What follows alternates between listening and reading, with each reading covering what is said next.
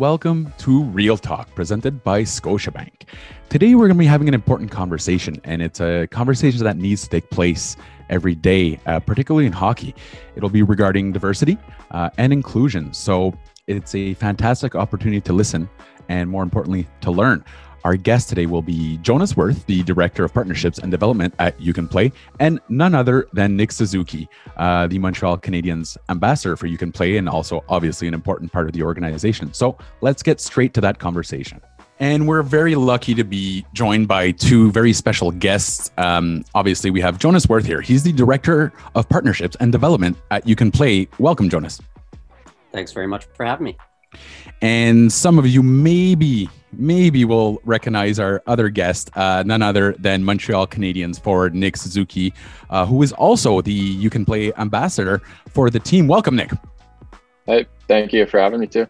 Let's get to Nick's, and obviously Nick represents not the great hope, but the next generation who always improves upon the older generation. Nick, with your experience in hockey, you played in the OHL, you played in the NHL. Have you ever witnessed any instances of prejudice, whether it be LGBTQ or, an ethnic issue? Have you ever experienced any kind of microaggressions on or off the ice as a player? To be honest, I think our generation, like you said, we've learned a ton. We kind of grew up with a lot of the issues coming to the forefront, and to be honest, there hasn't been much, maybe like none at all, to be honest. I think just as players, we've learned and been cautious to use different words. Maybe when we were really young, we didn't really understand what those words meant, but as we got older, it really stopped, and people were more cautious of what they were trying to say. Do you feel like hockey's become more of an inclusive space? Because you're in those locker rooms, and we all know some of the language that can be used. Do you feel like it's progressed since you've started playing hockey, Nick? Yeah, for sure. I think when I was in minor hockey, me being, I'm a quarter Asian, we had some Korean hockey players. We were always included. I think as a hockey community, inclusion is a big part of our game. No matter where you're coming from, what language you speak, anything that from your background or how you like to handle yourself, I think just inclusion is a huge part of hockey, and you just want to be there for your teammates. Since You Can Play, since the inception of You Can Play, education and awareness of the LGBTQ community and the issues have increased significantly. But how far have we really come, Jonas? And what tangible results have you seen since we've started making a real effort, to have these discussions? I think it's moving forward almost every single day from a league perspective, from a Montreal Canadiens perspective. If you look back at that first video, there were some really prominent hockey players being willing to step forward and talk about the importance of You Can Play. And for a couple of years, like that was the main messaging. Let's create some messaging on video and put it out there. And now, especially in the last 12 to 18 months, as we've seen, athletes from all sports increase their awareness and even your voice in social justice. I think we've seen that, an authentic year-round commitment to being an ally to underserved communities or underrepresented communities in hockey is a big deal. And you don't have to be a diversity, equity, and inclusion expert to use your platform. And I would say that, the realization by athletes and the leagues about how important it is to make these connections and really, work behind the scenes as well is the biggest development. It's no longer just Pride nights or going to a Pride parade. People are working at this year round, and that's the really hard hitting aspect of it. There has been a lot of progress in terms of, especially, I don't know if we would have had these discussions 10 years ago, but there's a lot of work left to do, right? What would you describe the state of inclusion, and not just in the NHL, for example, Jonas, from a grassroots level? How is that discussion going? I think it's gotten a lot better because we have the greatest amount of access to educational resources and even having those conversations. I would say even now in this virtual environment where, typically we would maybe have had to take a plane to go deliver some educational courses to, the Greater Toronto Hockey League, now we can actually have those conversations with, the equivalent of 500 teams in the Greater Toronto area, all across the country, all across North America.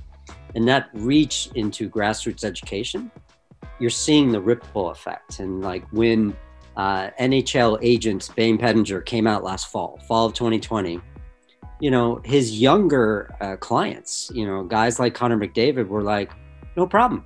Yeah, you be your true self. Like we grew up in an environment where we didn't see, any examples of an NHL or many examples of, the 5 major sports leagues having an openly gay men's player, but the environment we're creating is getting a lot better. And the younger generations, like our guest here today, I think they get that more than even 10 years ago. And I'm seeing a major difference even in the athletes I work with, from the grassroots level all the way up to the pros.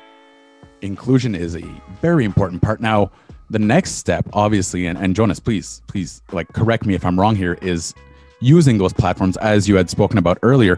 We know one player in particular, a friend of yours, Nick, Curtis Gabriel with the Sharks, easily one of the most vocal person when it comes to obviously trans rights, anything in the LGBTQ community, and including racism.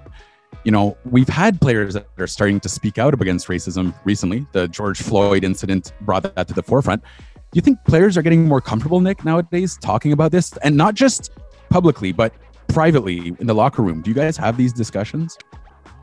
Yeah, they definitely go on privately. There's a lot of news that gets out there. And as players, we're always chatting of what's going on. So just privately, I think there's a ton of stuff, but as hockey players, it's not, we don't really do a lot of almost like political or put stuff out there on social media.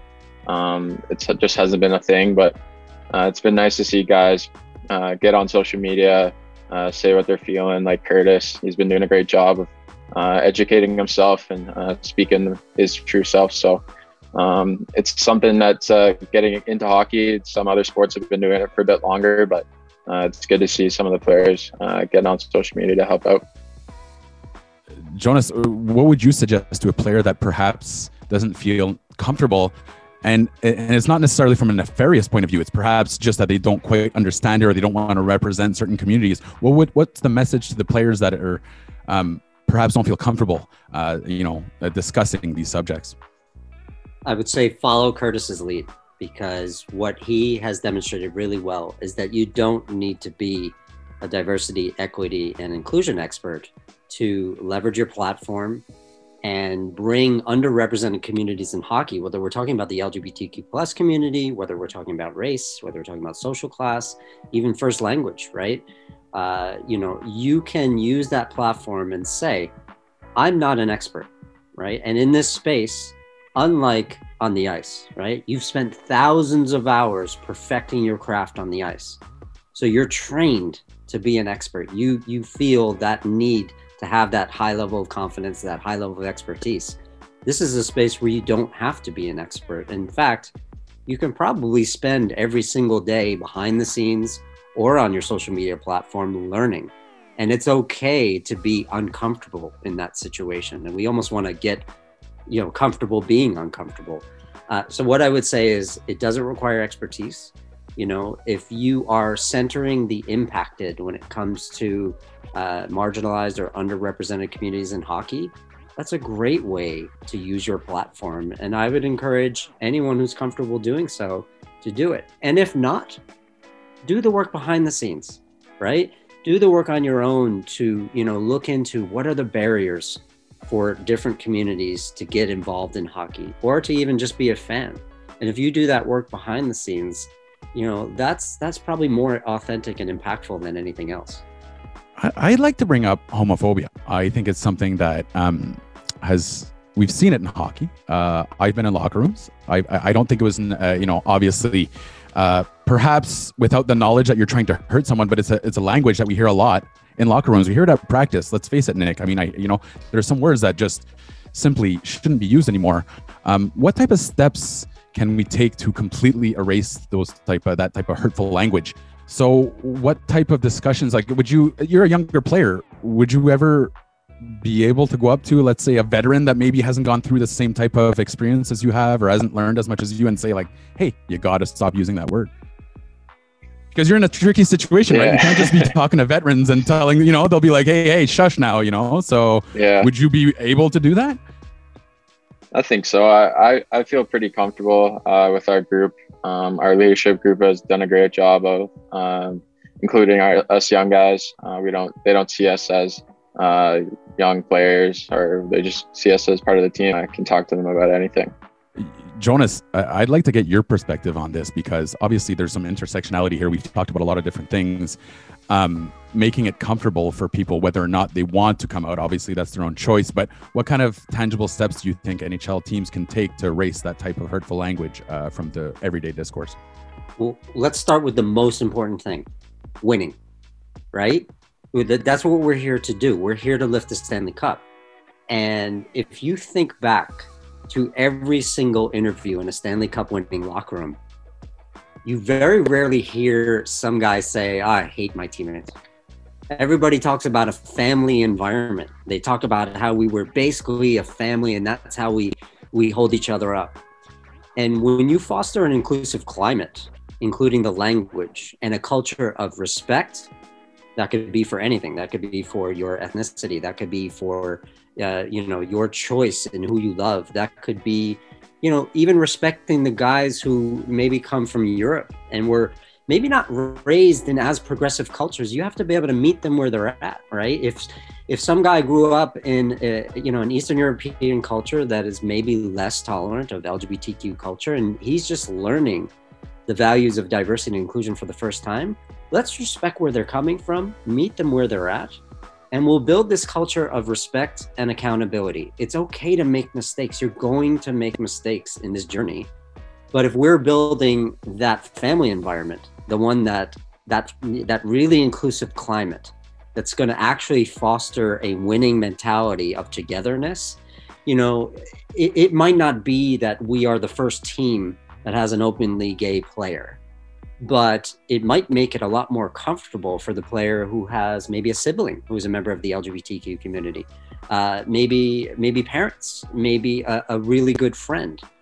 And when you build that culture in your locker room, there's going to be less room for a negative impact of that language. And we might be talking these days more about casual homophobia than blatant homophobia, right? We might be talking about those statements that maybe lack intent, but they still have that impact.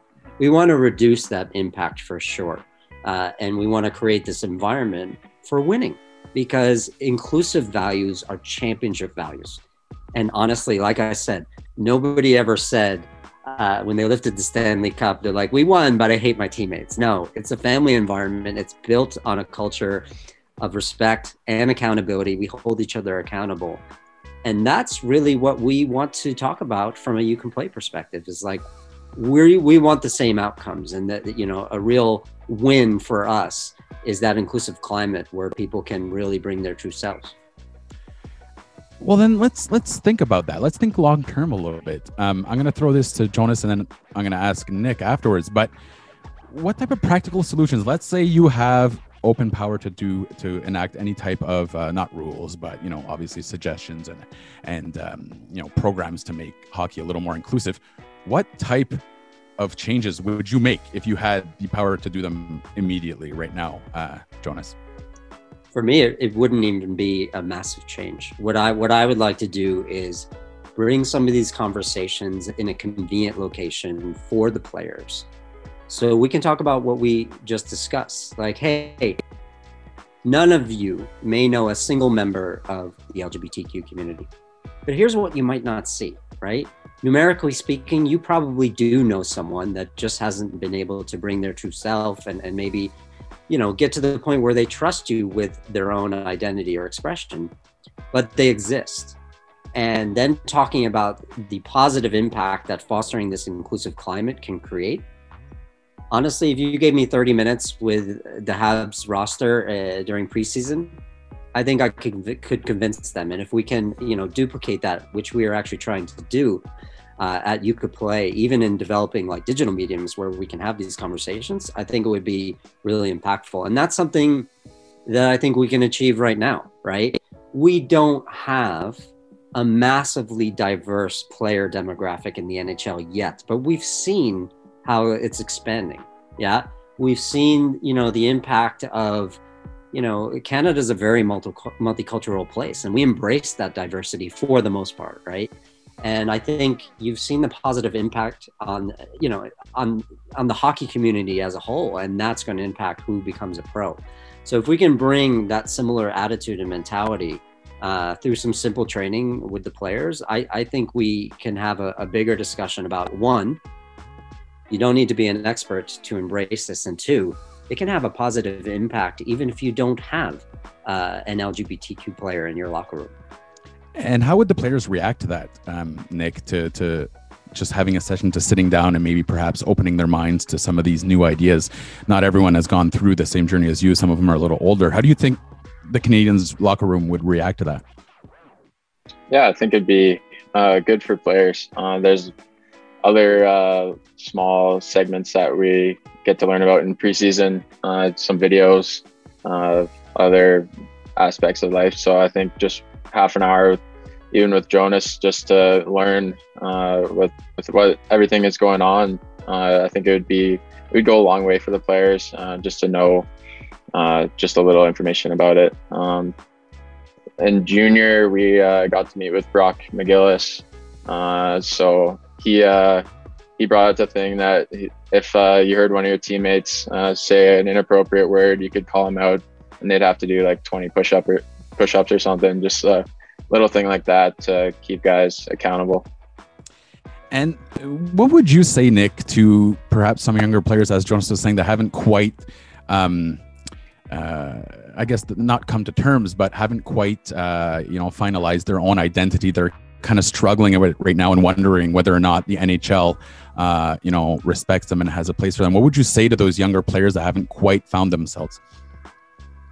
I think if you want to play in the NHL, there's always open spots for anybody. Like I said before, it doesn't matter where you come from, what you're passionate about. I think for me, I include every part of any one of my teammates. Doesn't matter. I think just that's a huge part of the hockey culture. We'll embrace anybody that comes in, no matter what they like or want to do with their lives. And finally, any tips for people that perhaps have a platform and are a little worried about misrepresenting the values involved here? Center the impacted, right? Have people on your program who are members of the community, who have maybe faced some barriers to being a part of the sport that we all love, right? So that could be, sometimes fans, right? We're not just talking about, the pro player experience, and there's a very small percentage of hockey athletes that make the professional level. So it can happen at all levels of hockey. So centering the impacted is huge, because a lot of times we get into situations, and this is why allyship has been so heavily debated, especially in the last 12 to 18 months, because, people say, like, if you're trying to join this journey of allyship and you're making it about you, then you've made it about you and actually not the community that's really impacted, right? And so, that term performative allyship maybe comes into play. And I think we've had some, again, uncomfortable conversations that have been very impactful in saying, well, if you are able to use your platform to center the impacted the way that Curtis has done very well, it's very rarely Curtis talking about, his platform. And again, these are not political issues. These are human issues, right? To use the cliche, if you're good enough, you're good enough. If you can play, you can play. And that's what it really comes down to. When you show up at a Habs game at the Bell Center in the jersey, if you can bring your true self while wearing that jersey, that's the most important outcome. We don't have to become political experts. We don't have to lobby for policy. There are groups out there that do that, including You Can Play. But, starting with that platform, that philosophy of respect and accountability for when you mess up a little bit, and then centering the impacted, and making them the focal point of creating solutions, right? It's not my job to, fix inclusivity in sport for the trans community in the United States. But I can bring on some of my colleagues who are members of the trans athlete community who have solutions and who have experience there and say, what do you think the solution is? And I can use my platform to do so. So that would be my advice, is just center the impacted, and we'll start with solutions from the actual community that has the best idea of how to get there. Thank you so much, Jonas. Honestly, I really appreciate it. And Nick, thank you so much for taking your time. It's a really, really important subject, and I learned a lot today, and I hope in the future I will keep absorbing and learning, because I don't think it's ever done, right? We're never done learning, right, Nick? No, you can learn something new every day.